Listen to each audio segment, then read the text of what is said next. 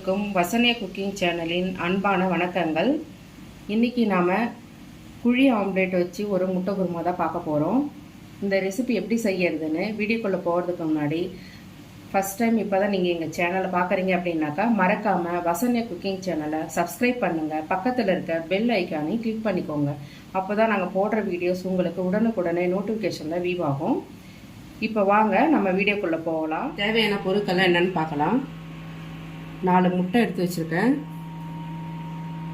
தாளிக்கிறதுக்காக ஒரு 2 வெங்காயம் கட் பண்ணி வச்சுருக்கேன் பொடியாக, கொஞ்சம் கொத்தமல்லி தழை, கொஞ்சம் கருவேப்பிலை, ஒரே ஒரு பச்சை மிளகாய், ஒரு தக்காளி விதையை நீக்கிட்டு எடுத்து வச்சுருக்கேன், 1 ஸ்பூன் அளவுக்கு இஞ்சி பூண்டு விழுது எடுத்து வச்சுருக்கேன். அரைக்கிறதுக்காக ஒரு வெங்காயம், ஒரு 2.5 ஸ்பூன் அளவுக்கு தேங்காய் துருவல், ஒரு 1.5 தக்காளி வச்சுருக்கேன், 2 ஏலக்காய், 3 கிராம்பு, கொஞ்சம் பெருஞ்சீரகம், ஒரு பட்டை, தேவையான அளவு உப்பு, இது சிக்கன் மசாலா பவுடர், காரத்தூள், கொஞ்சம் கரம் மசாலா பவுடர், தேவையான அளவு எண்ணெய். இப்போ வாங்க முட்டை குழம்பு எப்படி செய்யுதுன்னு பார்க்கலாம். அடுப்பு ஆன் பண்ணி ஒரு கடாய் வச்சாச்சு. இந்த கடாய் கொஞ்சம் சூடாயிடுச்சு. இப்போ நம்ம தேவையான அளவு எண்ணெய் ஊற்றிக்கலாம். இது வதக்கி அரைக்கிறதுக்காக தான் ஒரு 1.5 ஸ்பூன் அளவு எண்ணெய் இருந்தால் போதும். வெங்காயம் போட்டுக்கலாம்.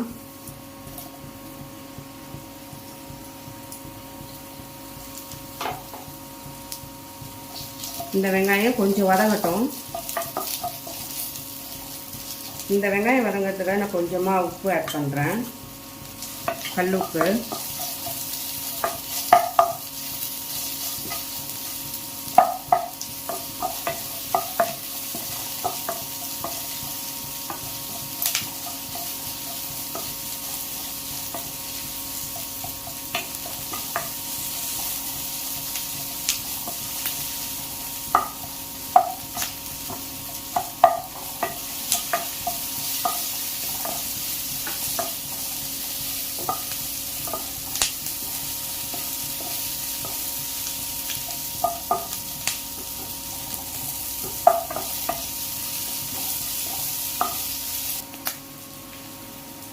இப்போ தக்காளி ஆட் பண்ணிக்கலாம்.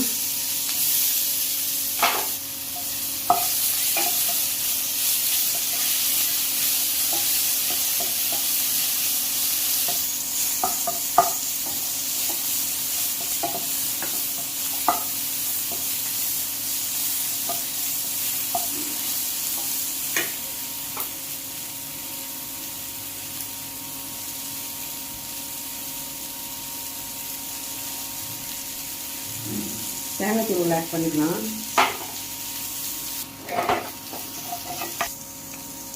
பாருங்க, வெங்காயம் தக்காளி தேங்காய் எல்லாம் வதங்கிருந்த நம்ம ஒரு பிளேட்டுக்கு மாற்றிக்கலாம். இது நல்லா ஆறட்டும்.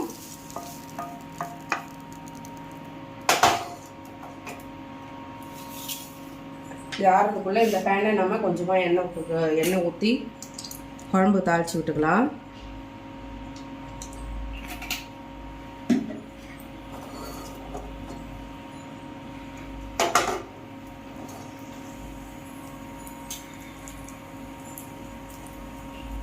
இப்போ எண்ணெய் காஞ்சதும் பெருஞ்சீரகம், ஒரே ஒரு பட்டை, 2 கிராம்பு, 2 ஏலக்காய் சின்ன இல்லைங்களா, அதை எல்லாத்தையும் போட்டுக்கலாம்.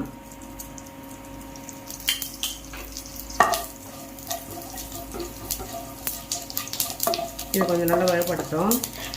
நல்லா வாசம் வந்தோடனே தேங்காய் பொடி பொடியாக கட் பண்ணி வச்சுக்கிறோம்னா அதையும் ஆட் பண்ணிக்கலாம்.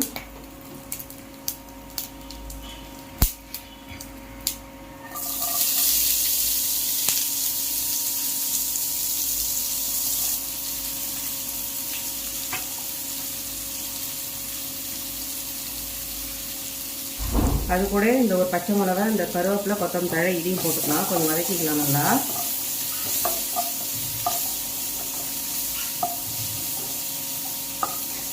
இப்போ நல்லா வதங்கட்டும்.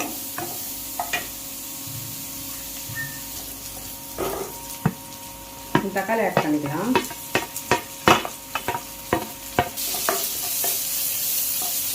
இது நல்லா வதங்கட்டும்.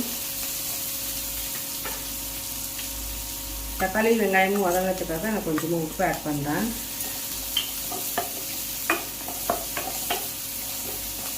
உப்பு நம்ம ஆல்ரெடி அதில் அரைக்கிறதுக்காகவும் போட்டிருக்கோம்.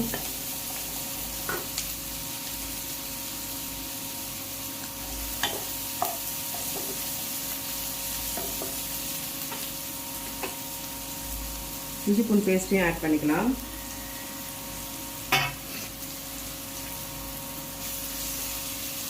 இஞ்சி பூண்டு பேஸ்ட் போட்டு நல்லா வதக்கிக்கலாம். பச்சை வாசம் போகிற அளவுக்கு நல்லா வதக்கிக்கோங்க.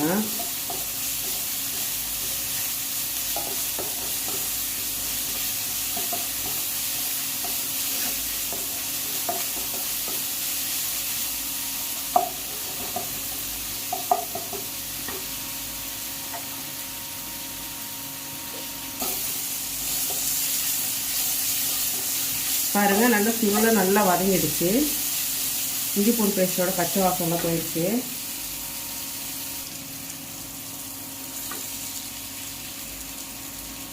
இப்போ நம்ம காரத்தூள் வச்சுருந்தோம் இல்லைங்களா, அதை ஆட் பண்ணிக்கலாம். சிக்கன் மசாலா பவுடர், கரம் மசாலா தூள்,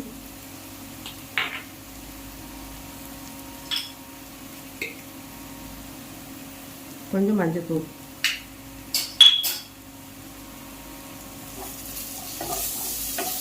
இது நல்லா வதக்கிக்கலாம்.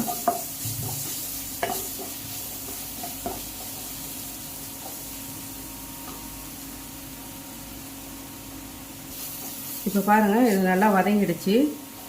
இதில் நம்ம அரைச்சி வச்சுருக்க அந்த பேஸ்ட் ஆட் பண்ணிக்கலாம்.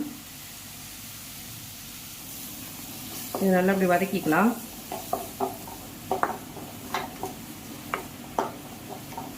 இது 2 நிமிஷம் நல்லா வதங்கட்டும்.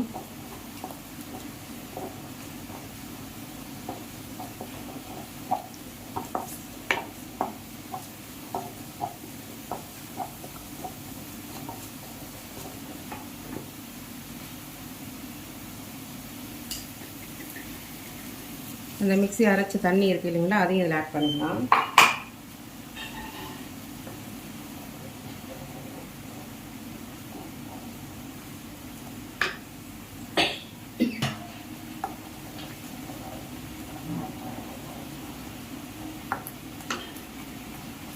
கொஞ்சம் தண்ணி ஆட் பண்ணி இதை கொதிக்கட்டும்.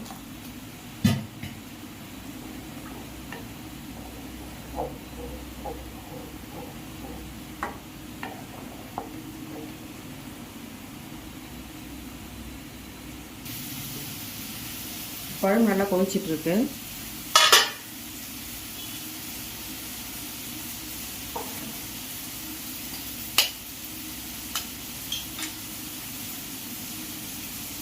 இந்த ஸ்டேஜில் நம்ம ஒரே ஒரு முட்டை மட்டும் உடச்சி போட்டுக்கலாம்.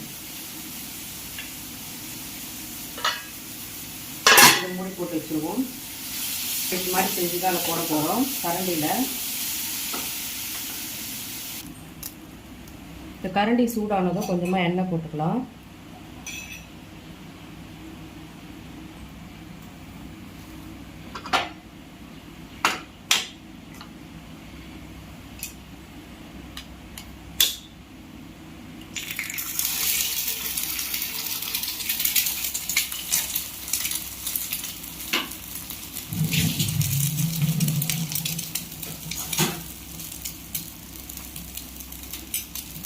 ஒரு முட்டையை ஊற்றி வச்சு இதை நல்லா அப்படி கொஞ்சம் அகலப்படுத்தி விடலாம்.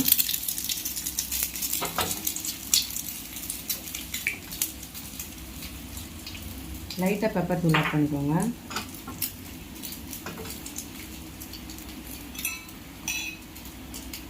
கொஞ்சமாக அந்த ஓரத்தில் மட்டும் எண்ணெய் போட்டுக்கலாம்.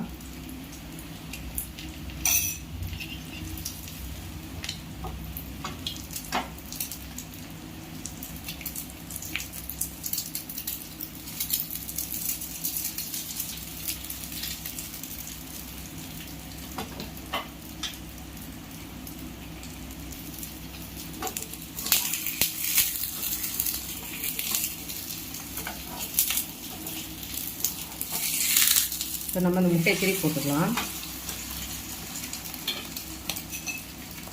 இந்த பக்கமும் லைட்டாக எண்ணெய் ஊற்றிக்கலாம். சும்மா ஒரு ட்ராப் போடும் எண்ணெய். இப்போ வெந்துருச்சு, முட்டை எடுத்துக்கலாம். இதே போல் 3 முட்டையை ஊற்றி எடுத்துக்கலாம்.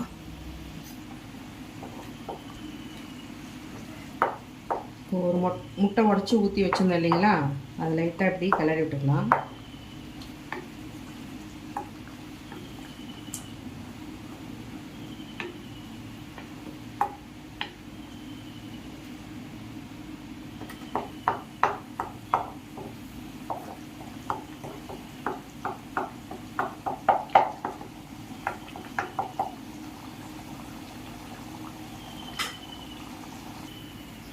இந்த ஸ்டேஜில் நம்ம குழி ஆம்லெட் ஊற்றி வச்சுருக்கோம் இல்லைங்களா, அதை இதில் போட்டுக்கலாம்.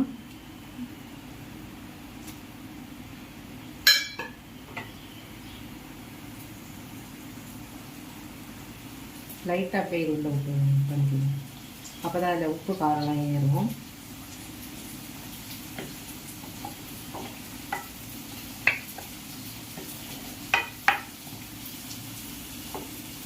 ஒரு 5 நிமிஷம் அப்படியே இருக்கட்டும். அப்புறமா அடுப்பு ஆஃப் பண்ணிக்கலாம். பாருங்கள், 5 நிமிஷம் ஆகிடுச்சு. இந்த முட்டை இந்த குழம்பு எல்லாம் அப்படியே நல்லா ஒன்றா மெர்ஜ் ஆயிடுச்சு. இது சப்பாத்தி, சாதம் எல்லாத்தையுமே ரொம்ப நல்லாயிருக்கும். தோசை, இட்லி எல்லாத்தையுமே நீங்கள் சாப்பிட்லாம், நல்லாயிருக்கும். அடுப்பு ஆஃப் பண்ணிக்கலாம். இப்போ பாருங்கள், நம்ம செய்த குழி ஆம்லெட்டு எக் குருமா ரெடி ஆகிடுச்சு. இதை போல் நீங்களும் வீட்டில் செய்து பாருங்கள். இந்த டிஷ் உங்களுக்கு பிடிச்சிருக்கு அப்படின்னா மறக்காமல் வசனை குக்கிங் சேனலை சப்ஸ்கிரைப் பண்ணுங்கள். பக்கத்தில் இருக்க பெல் ஐக்கானே கிளிக் பண்ணிக்கோங்க. அப்போ தான் நாங்கள் போடுற வீடியோஸ் உங்களுக்கு உடனுக்குடனே நோட்டிஃபிகேஷனில் வியூ ஆகும். வசனை குக்கிங் சேனலை மறக்காமல் சப்போர்ட் பண்ணுங்கள். உங்கள் ஃபேமிலி அண்ட் ஃப்ரெண்ட்ஸுக்கு ஷேர் பண்ணுங்கள், லைக் பண்ணுங்கள். ஆரோக்கியமான உணவை சமைப்போம், நலமாய் வாழ்வோம். மீண்டும் நாம் வேற ஒரு ரெசிபியில் சந்திக்கலாம். நன்றி, வணக்கம்.